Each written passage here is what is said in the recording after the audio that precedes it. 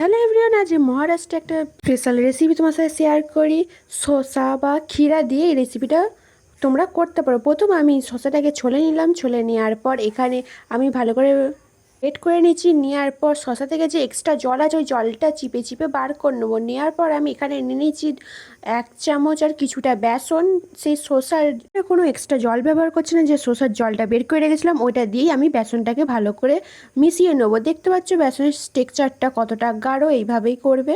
তারপরে আমি এখানে কড়াই নিয়েছিলাম, তার মধ্যে দিয়েছিলাম অল্প পরিমাণ সাদা তেল, হিং ও সাদা সর্ষে। দেওয়ার পর দিয়ে দিয়েছিলাম কাঁচা লঙ্কা, হলুদ গুঁড়ো, লঙ্কা গুঁড়ো দিয়ে দেওয়ার পর ভালো করে মশলাটাকে তেলের মধ্যে মিশিয়ে নেবো। মিশিয়ে নেওয়ার পর তার মধ্যে দিয়ে দেবো সেই গ্রেট করে রাখা শসাটা। দিয়ে দেওয়ার পর ভালো করে শসাটা নাড়তে থাকবো, যতক্ষণ না নরম হয়ে যায় ততক্ষণ নাড়বো। কিছুক্ষণ নাড়ার পর তার মধ্যে দিয়ে দেবো নুন। নুনটা দিয়ে দেওয়ার যখন নরম হয়ে যাবে তখন দিয়ে দেবো সেই গুলে রেখেছিলাম, তার মধ্যে দিয়ে দিয়ে ভালো করে নেড়ে নেবো। নেড়ার পর আমি এখানে অল্প সামান্য জল ব্যবহার করেছি, পারলে তোমরা করতেও পারো বা নাও পারো। তাতে আমি ধনে পাতা দিয়ে নামিয়ে নিয়েছি। খেতে হেভি হয়েছিলো, পারলে তোমরা রুটি দিয়ে এটা ট্রাই করে দেখতে পারো, খুব সুন্দর।